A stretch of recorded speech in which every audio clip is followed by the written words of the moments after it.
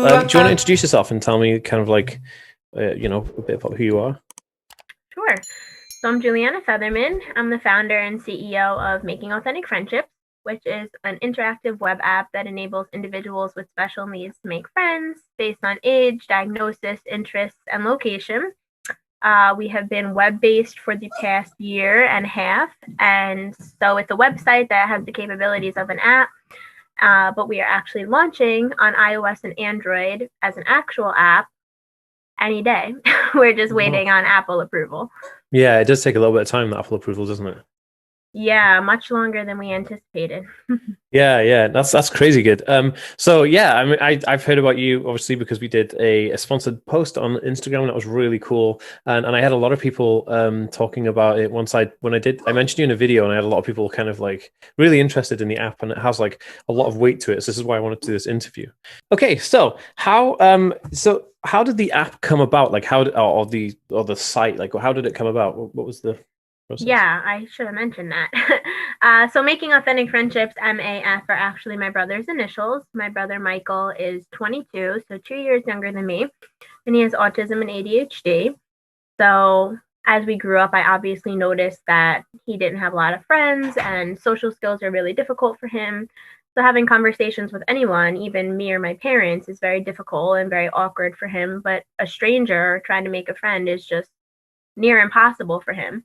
So then when I was in college, I was the president of the Autism Awareness Club and I loved it. And I wanted to figure out a way I could do it kind of in the real world. I loved raising awareness around the cause and doing something for my brother. And it felt so meaningful to me. So I started thinking about things that were missing in my brother's life.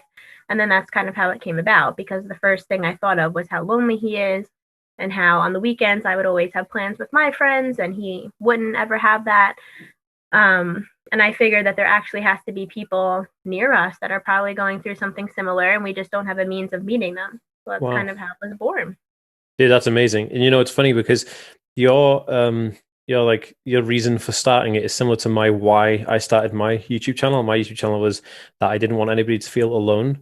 And so it's kind of like definitely in line with what you're doing, which is pretty amazing. So no, that's awesome. And I love that you have that relationship with your brother because my brother and sister, I mean, we get along, but I don't think they'd ever make an app for me. They wouldn't do those things. I know whenever my brother's mean to me, my parents are like, she does so much for you. Sibling rivalry. So do you guys live in the same house or how does it work? Do you We do. So I lived away at college for 5 years, and that was a year ago that I finished grad school. So I've been home for about a year now, and yeah, we live in the same house, and it's really great because we're really close, all of us. And my dad, well, not because of Corona, but my dad travels for work. So when he was away, we really do need all hands on deck. So having me around always is a huge help to my parents. And even now, like, they don't really like to leave him alone or anything. So if they sure. want to go out to dinner or like do anything with their friends, it's really difficult for them. So Yeah, having yeah. me here is so nice because I'm always like, oh, I'll just, I'll take him to dinner, just the two of us, or we'll go to a movie or just stay home. And, it gives my parents peace of mind. So, I could leave, but I help out a lot around here and, you know, Dude, that's awesome. I love that. I love that. You have that kind of want and respect to want to stick around and do all those things. And obviously helping your brother is obviously super rewarding for you. So I love that there's that connection there. So you must be super young, right? So you must be really young starting being a CEO of like an app. What's that like? yeah, so I'm 24, and Wow. I started this when I was 21. So it is very weird. I would have never imagined being able to achieve all of this at such a young age. I mean, obviously, if people follow me, they've seen that I've been in Forbes, I've been on the Today Show, I I've been seen on it in the photo. Lifetime, and it's just even when I started this, like obviously these were all goals of mine, but Yeah, looking at it now, like seeing how I've achieved all of that by this young age is very surreal. it's amazing. Um, but I really don't think that age is a barrier. And that's No, something I talk about a lot just because there are young people out there who have great ideas and just don't pursue them because they think they're too young and inexperienced and don't have enough connections. But when I started, I was inexperienced. I didn't have connections and I had no idea what I was doing.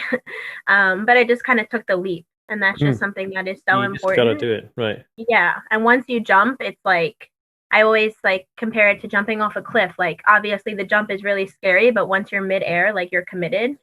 So it's just kind of taking that first jump, and Yeah, then you're kind of in it, and you just keep going every day. And that's what I did. And I it love was that. scary, but you know. Yeah, no, I do. I love that you used the metaphor of jumping jumping off a cliff with no preference to if you're a parachute, if you're jumping into water, just jumping off a cliff generally, there's no it's funny. I love how you said that. Okay, so how did it come, how do you launch and like how do you launch something like this? What was the process like? So obviously, when I was first thinking of the idea, an app was just seemed like the best option. Obviously, thinking about sustainability into the future. Obviously, everyone's always on their phone and connecting people. I always wanted to not only do it locally, but hopefully, nationwide and worldwide eventually. So I knew the only way I would be able to scale it to that level is to do something web based or app. So that was initially right off the bat what I planned to do, but I had no idea. I was so naive. I literally thought I could do this with my savings. Like, and at the time, I had a few $1,000s in savings, like I was in college, and I just had no idea. So, I mean, I'm kind of happy now because if I knew the magnitude of what I was Would have getting put you into, off, I right? feel like I would be like not as eager to do it. But since I didn't know, I kind of just did it, and then by the time I realized, I was already in the middle of it. Um, so it's really difficult. I mean, I started getting app quotes early on, and I was getting quoted between like 150,000 to 250,000, which is obviously insane. And It's I just was in completely, college, and I'm like, yeah. how am I going to do that? So I just think that there are a lot of options. So I started looking. A lot of people do overseas. Like, I'm in New York, obviously. Yeah. But a lot of people do go overseas to do development, whether it's China or India, Yeah. and that does work for some people, Of but for course. me, I'm very controlling about like what I want and my vision for it. So I knew that that would not work for me, even though in looking for developers, I did speak to some companies overseas just to Yeah. compare. You have to. Um, and they're just I just really was lucky because I ended up finding an app development company in the States that did do it for like one third the cost because of the altruistic part of what I'm doing. And, obviously they met my family and I and became kind of committed to what I'm doing and the cause. That's Um, amazing. so I'm very fortunate for that. Mm. And as for the money thing, like that was anyone who has any idea, you need a lot of funds to make it happen usually, especially in the web like app space. Oh, 100%. Yeah. So for me, like that was a huge obstacle, especially in the beginning, because I was so overwhelmed, like needing hundreds of thousands of dollars. I'm like, Yeah. how am I gonna raise this type of money? It's insane. Yeah. Uh, but I really am a strong believer in that there are ways. And now that I've gone through it all, there are so many different things you could do to raise money.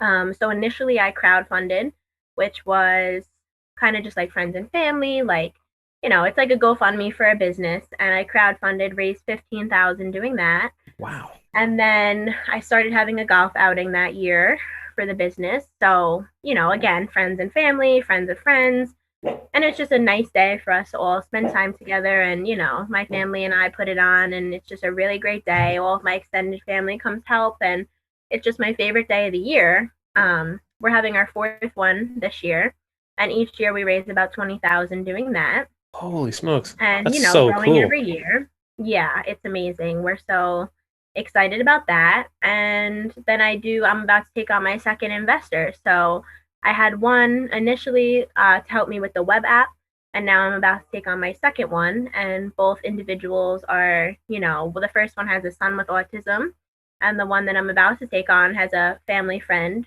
who has a son with autism. Mhm. And it's just so important to me that whoever I take on in this, really cares and is on the same page about, for The me, it's mission and never the about goals. the money. It's not, it's a business. And at the end of the day, like it's making money, whatever.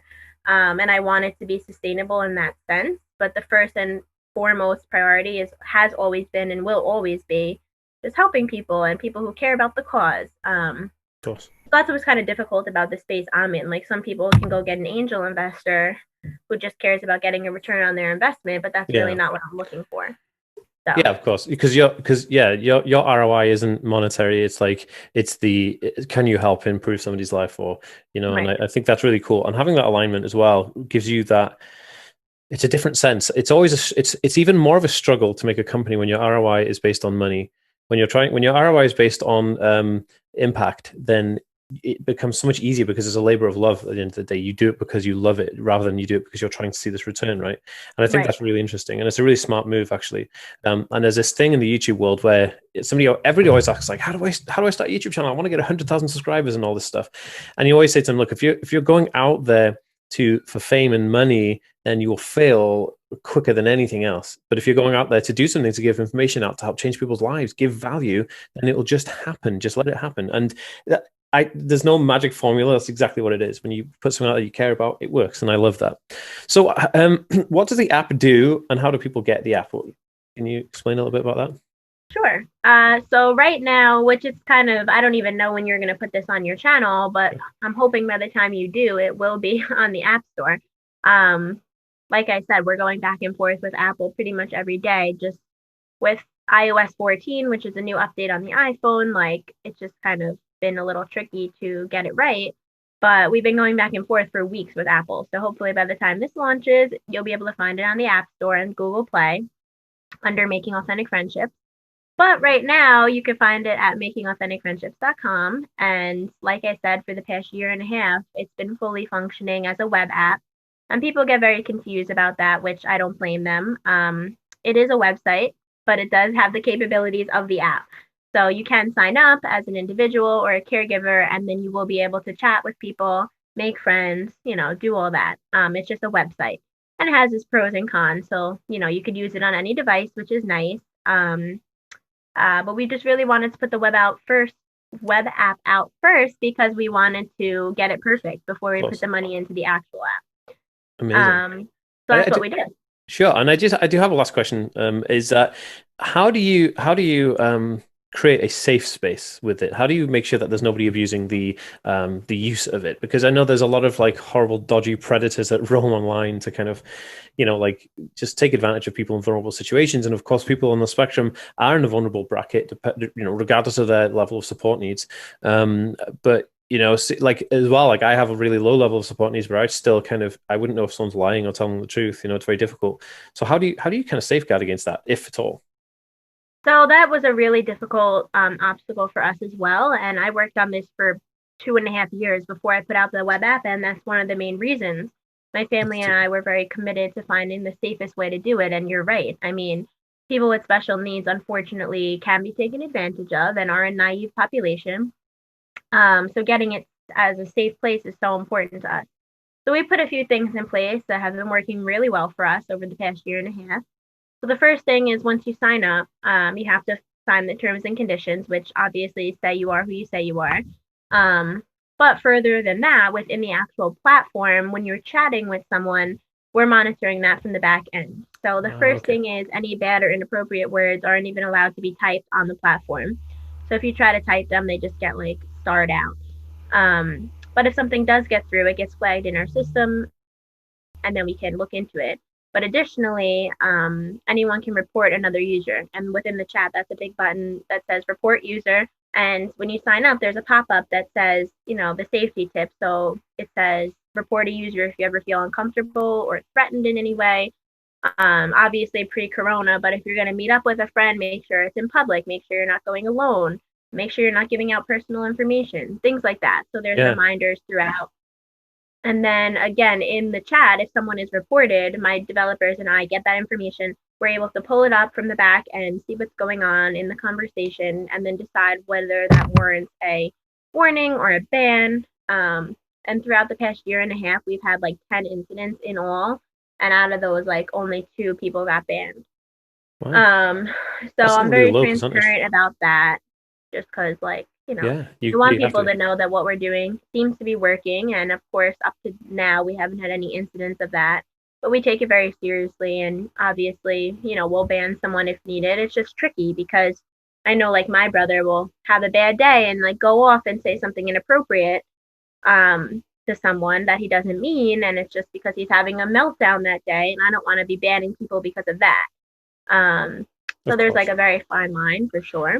It's almost like you have to make sure that the people who are involved with this site and app understand the all-rounded kind of approach to autism, because otherwise they'd just be kind of banning people left, right, and center, right? You can't just hire anybody to work on it. It has to be people within the know-how, right? Right. And I mean, we're small enough still where I oversee everything. And I mean, even in the future, if we get like to millions of users, I still plan to be the one overseeing and making that final decision, especially when it comes to whether we're banning someone or not. Just because, I know best. And if it came a day where I did hire someone to take over that aspect, it would Yeah, have to be someone who understands, of course. definitely. Okay, cool. So I'm gonna just kind of flip to a different kind of set of questions now, because that was kind of like the interview for my website. So I'll tell you what I'll do. We'll just kind of we'll fakely wrap up that video, and then I'll start the second one. Okay. Okay. Okay. Well, awesome. Thank you so much for taking the time out to talk about the app and the website. So I'll leave the links for all of this in the description down below, how anybody can get in touch with you or kind of just check out the app or the website if they want to. And yeah, if they have any questions, I guess they could just reach out to you on social media, is it? Or Yeah, they could reach out to me on social media or on the amazing. site. Yeah. Perfect. Awesome. Okay. Well, thanks so much today. Thank you.